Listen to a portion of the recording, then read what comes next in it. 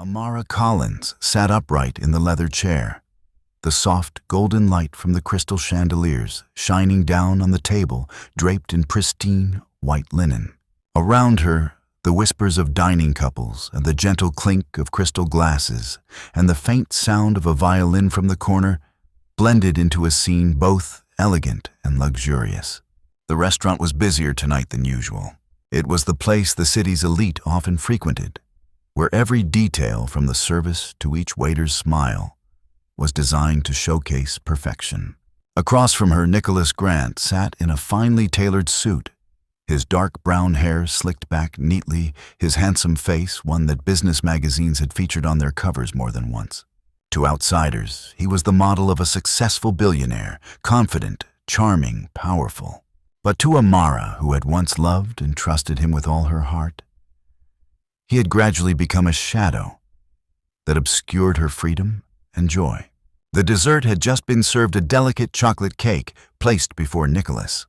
Amara looked down at her wine glass, took a deep breath, and spoke quietly, trying to keep calm. "Nick, tonight, you should pay. I think it's time for you to treat me to dinner." Nicholas looked up, his silver gray eyes flashing with irritation. He gave a cold laugh, and the sound sharp like a sneer. "Are you joking, Amara?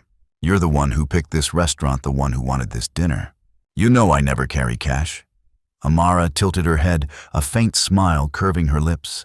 "I just thought it'd be fairer, Nick. Lately, you've spent a lot on suits on new cars. I'm just asking you to take responsibility once." The atmosphere at the table grew tense. Nearby diners started glancing over, sensing the heaviness between the couple. Nicholas set down his fork, his expression shifting from embarrassed to angry. "Are you trying to embarrass me? In front of all these people?" His voice lowered, but the anger was clear. Amara remained still, her eyes fixed straight ahead. She was no longer the woman who avoided arguments. She was too tired of staying silent. And then, in a moment, everyone would remember forever. Nicholas reached out, grabbed the chocolate cake in front of him, and threw it straight into Amara's face. The sound of the plate shattering gasps filled the room. The thick cream slid down her warm brown cheek, staining the emerald evening gown that hugged her elegant figure. The entire restaurant fell silent. Astonished iPhones raised to capture the scene. Nicholas, the man everyone admired, had just turned into a cruel brute under the dazzling crystal lights. Amara sat there for a few seconds, her heart pounding wildly. She could smell the sweet scent of chocolate mixed with the rising shame. But instead of crying or running away, she slowly picked up a napkin and wiped her face with a terrifying calmness. Every gesture was a declaration, "You cannot humiliate me." She stood up, back straight, eyes shining with a light Nicholas had never seen in her before. Amara's voice rang out clearly, neither high nor low, but loud enough for the whole room to hear. "Nick, this is the last time. We end it here." Saying that, she turned and walked away, her heels clicking proudly on the marble floor. Everyone watched, their eyes a mix of sympathy and respect. The image of the humiliated woman was gone, replaced by a proud figure breaking free from the chains of a toxic marriage. Outside, the night wind blew gently, city lights flickering reflected in Amara's eyes. She took a deep breath, letting the chill brush her skin, feeling a relief she hadn't known in a long time. Her steps quickened, her heart an aching yet filled with determination. Memories began flooding her mind. She recalled the first night she met Nicholas at a charity gala. Back then, he wasn't the violent man who threw cake today. He was the man with the smile that made her heart race, the passionate young architect she thought was her soulmate. The handshake that night, the deep gaze that night, made Amara believe she had found the right person. But the deeper she went, the more she got caught in a whirlpool. Seemingly harmless comments, "You're dressed a bit too much, you laugh too loudly," gradually became invisible chains. False compliments slowly turned into harsh criticisms. Amara, a woman who once stood strong in the financial world, gradually became a shadow in her own home. Tonight, when the cake shattered on her face, she finally understood everything. Nicholas built around her wasn't love, but a cage. And that very moment of public humiliation became the spark of her liberation. Amara took a taxi back to her parents' house. The evening gown was stained with chocolate. The sharp, sweet smell hit her nose. But she didn't care. In her heart, there was only one belief: it was time to cut ties. When the door of the familiar mansion opened, her mother, Elaine, stood in the doorway, eyes wide in horror at the sight of her daughter. Amara, oh my God, what happened? Amara quietly stepped inside, eyes teary, but voice firmer than ever. I've had enough, Mom. I won't let him control me for another second. In the warm living room, surrounded by her mother's embrace and her father's determined gaze, Amara felt the strength she had lost. That night, for the first time in years, she felt she was no longer alone, and deep in her heart, a small seed sprouted. The seed of freedom, of a new beginning. Amara never forgot the first night she met Nicholas Grant. It was a charity gala in New York, a gathering of glamorous evening gowns, elegant tuxedos, and calculated conversations. She entered the grand room with her usual confidence, wearing a midnight blue silk dress, hair pinned up, and a modest smile. It was her familiar world where people knew her not just for her intellect, but also for her family name. Charles Collins, a renowned financial businessman. Amid the sparkling lights and glasses of champagne, Amara's eyes accidentally met a man standing alone by an abstract painting at the end of the room.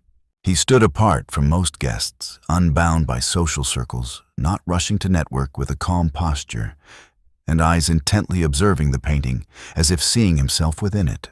When Amara stepped closer, he turned toward her. His silvery gray eyes sparkled, paired with a slightly crooked smile, simple, unpretentious, genuine. "Amara Collins," he said, his voice warm and confident, as if he already knew her name. "Hard not to recognize you in a room like this." The words made Amara laugh, surprised, but also a bit pleased. "So who are you?" The man standing still to avoid endless conversations about stocks and real estate. "Exactly," he replied, extending his hand. "Nicholas Grant. An architect who prefers feeling out of place in spots like this." From that moment, an invisible bond connected them. Nicholas was different from any man Amara had ever met. He wasn't tied down by the high society world, at least not on the surface. He talked about art, community architecture, and his dream of creating public spaces that foster connection. Used to heavy financial strategy talks, Amara suddenly felt like a whole new world was opening up to her. They talked all evening, and when they parted, Nicholas took her hand, his eyes promising something unspoken.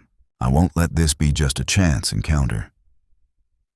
And indeed, he showed up in her life more often than she expected. Morning coffees, gallery nights, walks in Central Park. Nicholas brought Amara comfort and escape from the pressures of working at her father's investment firm. With him, she wasn't Charles Collins' daughter anymore, just Amara, a woman who could laugh freely and share her own dreams. Amara's best friend Naomi Brooks saw it all and grew wary.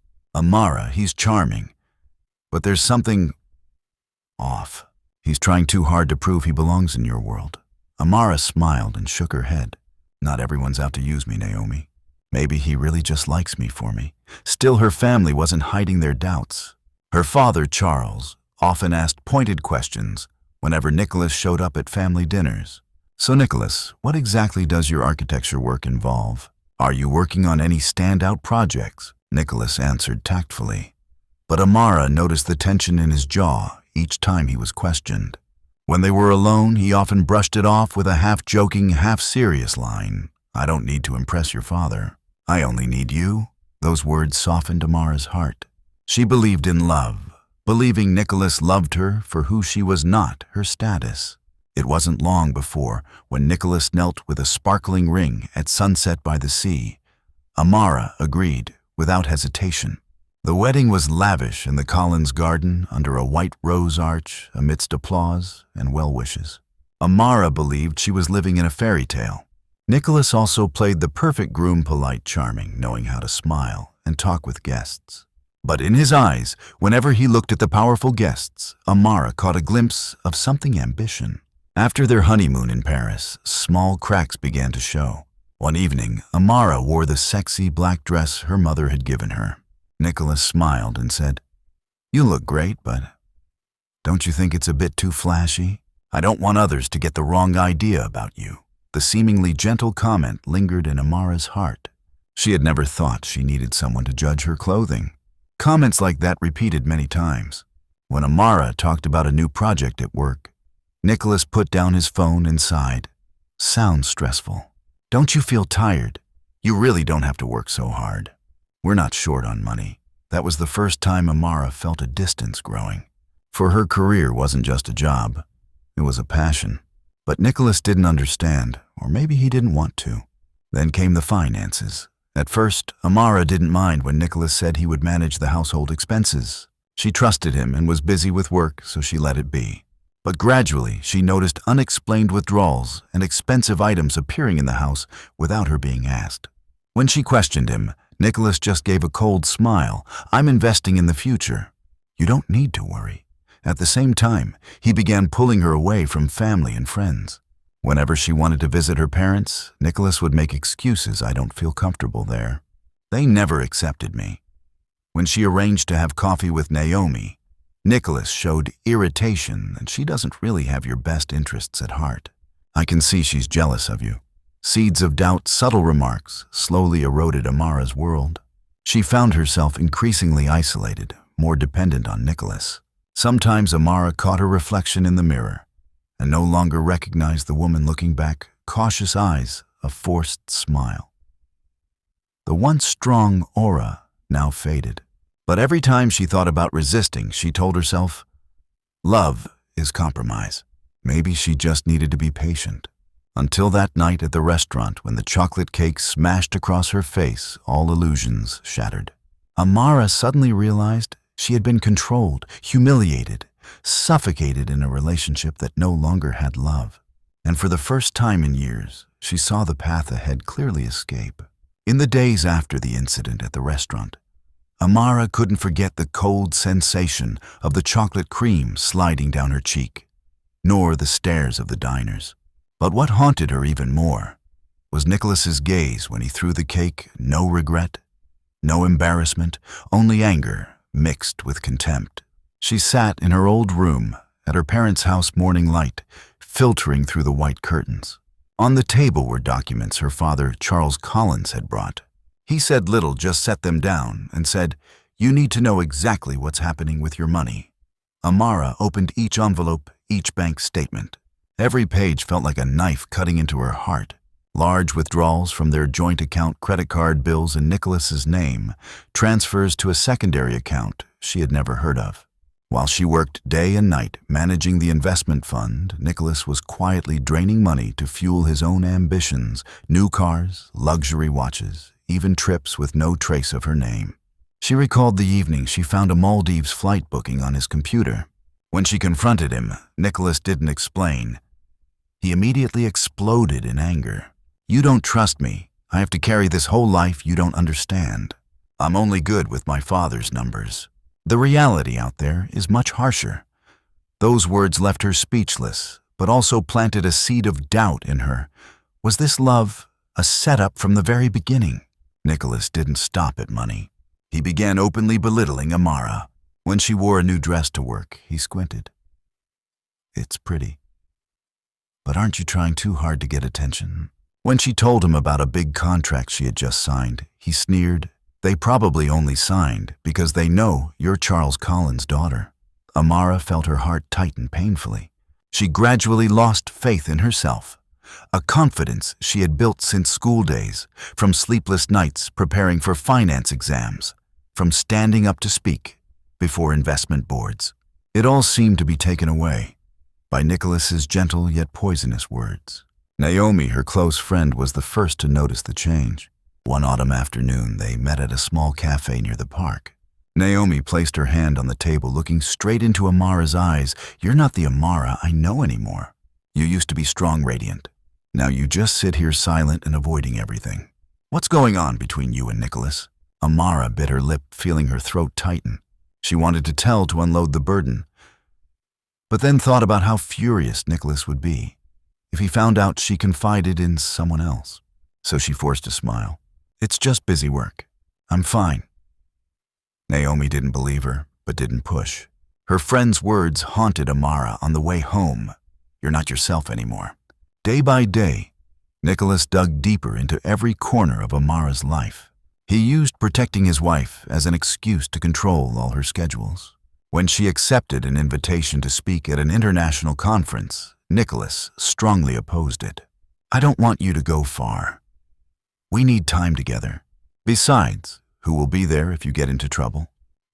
It's best if you say no." Amara struggled fiercely inside, but eventually nodded in agreement. When she saw the rejection email, she felt as if she had lost a part of herself. In the very house she once dreamed of as a home, Amara began to feel suffocated. She walked into the living room where a large wedding portrait hung Nicholas and her smiling under an arch of white roses, and felt as cold as if stepping into a prison. One night after Nicholas left, claiming he had a meeting with partners, Amara sat alone in the study. She opened her laptop trying to focus on reports, but the words blurred. In the glass reflection, she saw a woman with tired eyes and heavy shoulders. Tears fell, but this time not just from pain. It was also anger. She had given love trust and patience and received betrayal and humiliation in return. The next day, Amara decided to meet Naomi. She told everything from the initial criticisms to Nicholas secretly withdrawing money to the cake thrown at the restaurant. Naomi went silent, then gripped Amara's hand tightly. "You can't keep going like this. You have to get out, Amara. You deserve so much more." That night, Amara went to her parents' house. As she told her story, Elaine hugged her tightly, while Charles sat silently listening, his face growing colder. When Amara finished, he spoke in a low but firm voice. "You won't fight alone. We will protect you, and Nicholas will pay." For the first time in years, Amara felt a spark of hope, but she also knew Nicholas wouldn't let go easily. He was used to control, and losing that power would make him more dangerous than ever. She didn't know what the future held, but one thing was clear: she was ready. A message arrived on a gray, rainy afternoon. Amara was sitting in her temporary office at the company, where she had just returned to work after a long absence. Her phone buzzed the screen, showing the name she had been avoiding, Nicholas. She hesitated for a few seconds, then pressed answer. His voice came through sharp and demanding. "Amara, we need to talk. Tonight. Don't think you can just walk away like that. I owe you an explanation." Amara gripped the phone tightly, keeping her voice calm. "There's nothing left to say, Nicholas. If you want to talk about the marriage, let the lawyers handle it." On the other end, Nicholas laughed a bitter, mocking laugh. "Lawyers? You really think you can bring me down with a few papers? You forget the whole world believes me. No one believes you. Meet me tonight at City Central Cafe. If you don't show up, you'll regret it." Amara hung up, her heart full of worry, but her eyes steady with determination. She called Naomi and told her everything. Naomi shook her head through the phone screen. "If you go meet in a public place, and remember, you're not alone." That night, Amara walked into the busy cafe. She chose a table near the window where she could see the street. He sat down, his eyes flashing with restrained anger. "Is this how you treat your husband?" Nicholas started, his tone provocative. "I gave you everything, and you repay me with betrayal." Amara looked him straight in the eye, no longer trembling. "Everything. You took my money, my confidence, my relationships. That's not love, Nicholas. That's control." Nicholas slammed his hand on the table, startling those nearby. "You're delusional, Amara. Without me, you're nothing. You're just a puppet leaning on your parents. I'm the one who brought you into this world. I'm the one holding you here." Amara took a deep breath, her voice firm. "You're wrong. I was Amara Collins before I met you, and I'll still be myself after I leave you." "You don't define me." Nicholas squinted, a cold smile appearing on his lips. "You think you're strong. I will destroy your reputation. Our friends will believe me. The press will listen to me. I'll make you out to be a traitor and ungrateful woman." Amara stood up, her eyes shining with resolve. "You can try, but I won't stay silent anymore. The truth is on my side." That night, when she returned to her parents' house, Amara sat with them in the living room, recounting the entire confrontation. Charles placed his hand on his daughter's shoulder, his voice firm. "It's time we involve the law. You don't have to bear this alone." Valerie listened carefully, taking detailed notes on every point. When Amara finished, Valerie leaned back in her chair, her eyes serious but full of confidence. "Amara, you have a strong case. Financial abuse, emotional abuse, public humiliation, all of it is evidence. We will prepare thoroughly.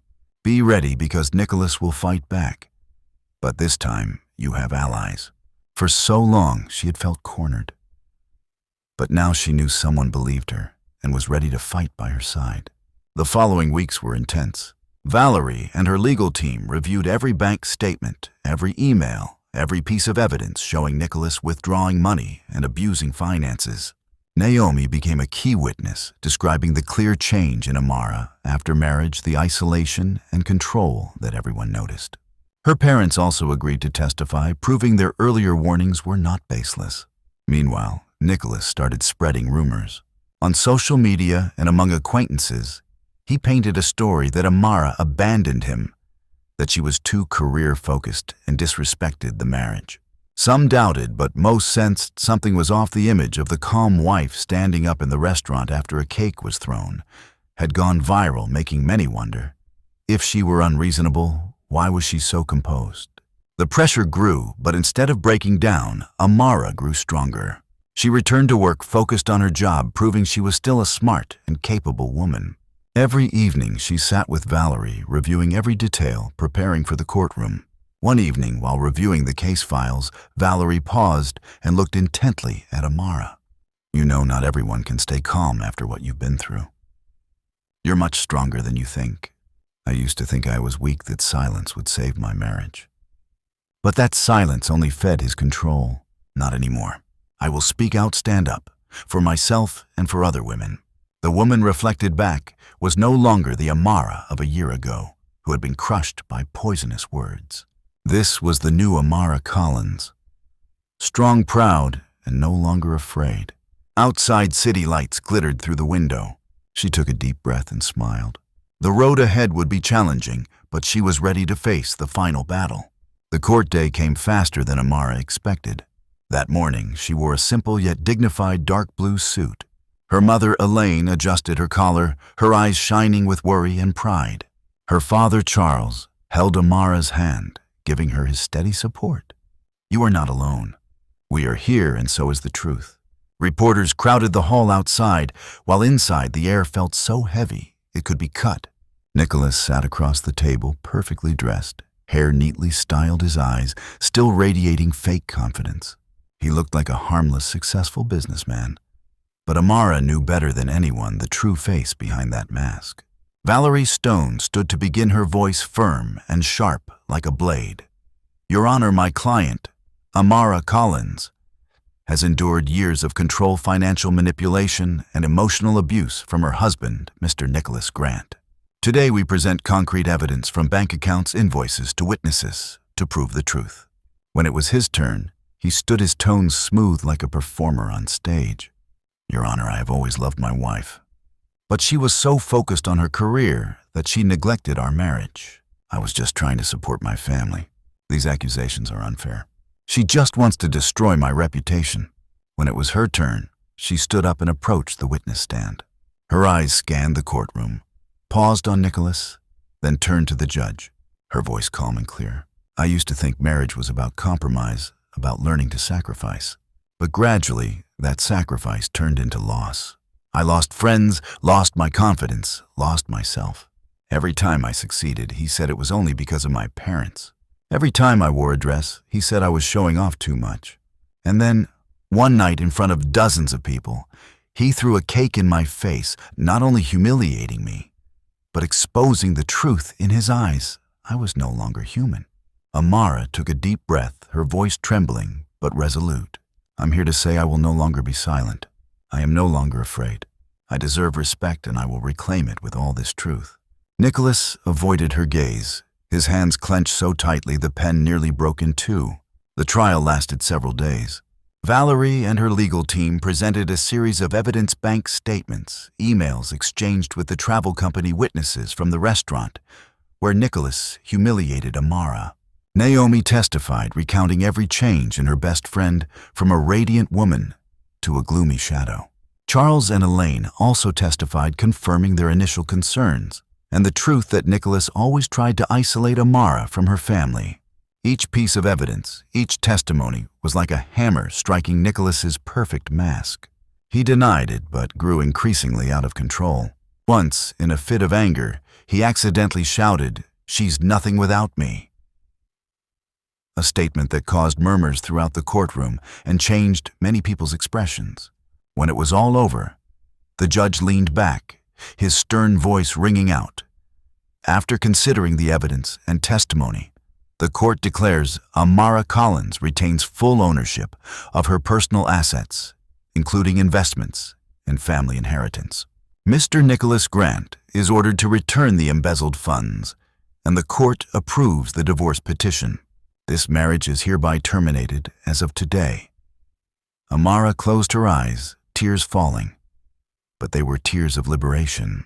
Elaine held her tightly. Charles placed his hand on his daughter's shoulder, his eyes shining with deep pride. Valerie smiled softly, whispering, "You won, Amara, but more importantly, you've reclaimed yourself."